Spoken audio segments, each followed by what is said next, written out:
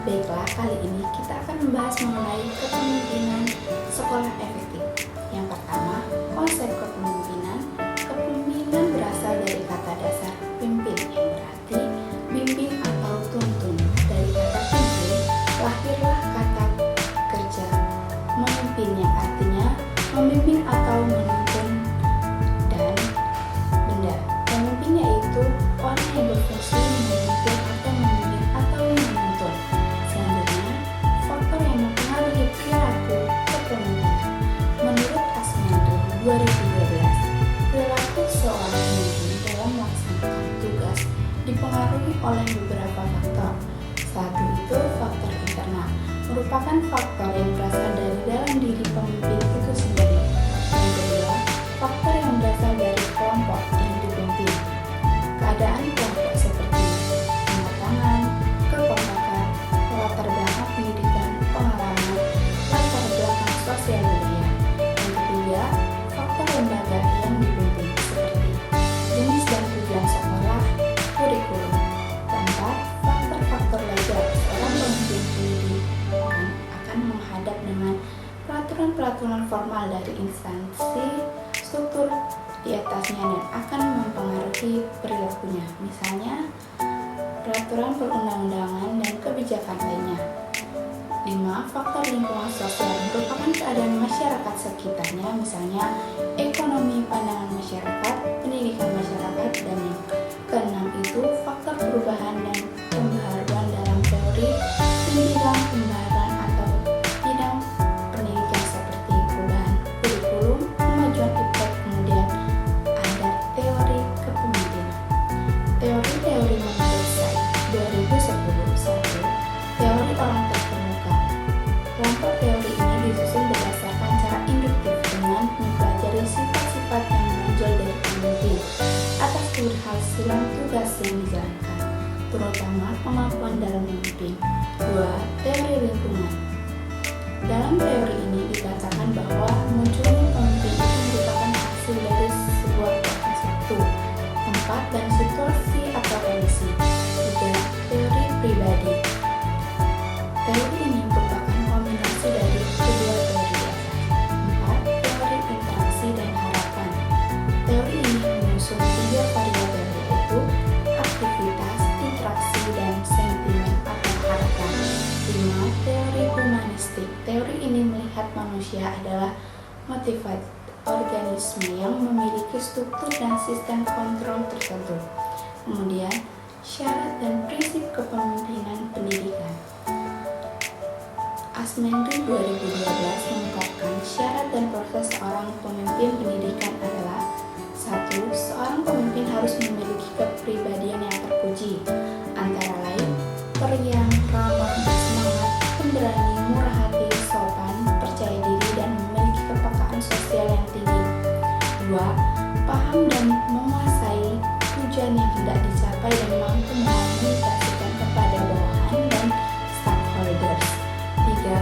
Memiliki wawasan yang luas dibanding tugasnya dan bidang-bidang lain yang relevan. Dan 4 itu berpegang pada prinsip-prinsip umum pendidikan yang meliputi konstruktif, kooperatif, kreatif, partisipatif, pendelegasian yang baik atau profesional, memahami dan menerapkan prinsip kepemimpinan Pancasila yang dikembangkan Ki Hajar Dewantara. Selanjutnya itu fungsi kepemimpinan. Secara operasional, fungsi kepemimpinan dapat dibedakan dalam 5 fungsi pokok yaitu Kurniawan dan Marshall 2012. 1. Fungsi instruksi. Fungsi ini bersifat komunikasi satu arah. 2. Fungsi konsultasi. Fungsi ini bersifat komunikasi dua arah. 3. Fungsi partisipasi. Dalam fungsi ini pemimpin berusaha mengaktifkan orang-orang yang dipimpinnya. 4. Fungsi delegasi. Fungsi ini dilakukan dengan memberikan pelimpahan wewenang, membuat atau menetapkan keputusan baik melalui persetujuan maupun tidak dari atasan. Dan 5. Fungsi pengadilan. Fungsi ini bermaksud bahwa kepemimpinan yang efektif mampu mengatur aktivitas anggota secara terarah dalam koordinasi yang efektif sehingga kemungkinan tercapainya tujuan bersama secara maksimal. Selanjutnya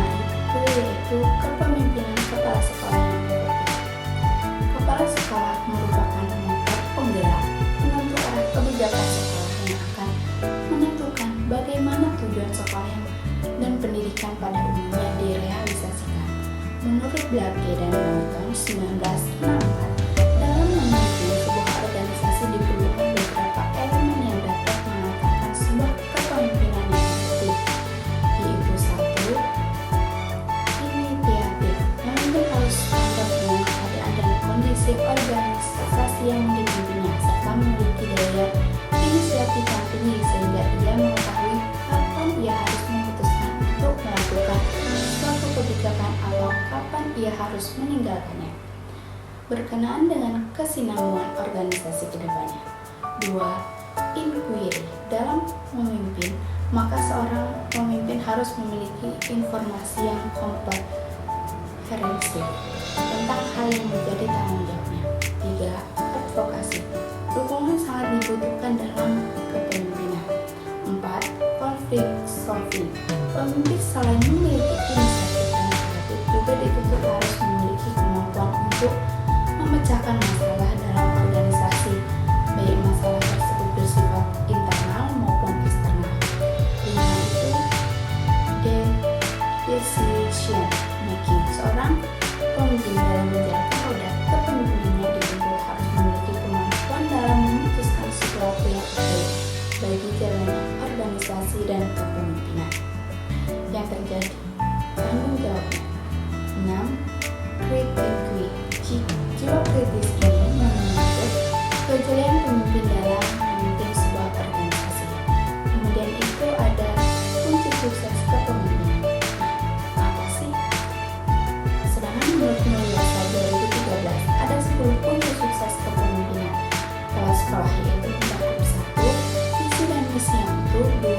Tanggung jawab. 3. Keteladanan. 4. Memberdayakan staf. 5. Mendengarkan orang lain. 6. Memberikan layanan prima. 7. Mengembangkan orang. 8. Memberdayakan sekolah.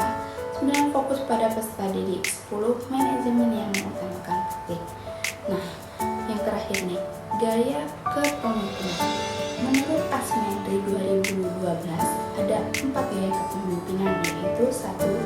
Tipe otoriter, merupakan kepemimpinan yang membuat keputusan sendiri karena kekuasaan terpusatkan dalam diri satu orang yang memikul tanggung jawab dan wewenang penuh. 2. Demokratis, merupakan pemimpin yang berkonsultasi dengan kelompok mengenai masalah yang menarik perhatian mereka serta mereka dapat menyumbang sesuatu. Tipe ini merupakan kebalikan dari tipe pertama. 3. Kendali bebas, merupakan pemimpin memberi kekuasaan pada bawahan. 4. Tipe demokratis, tipe ini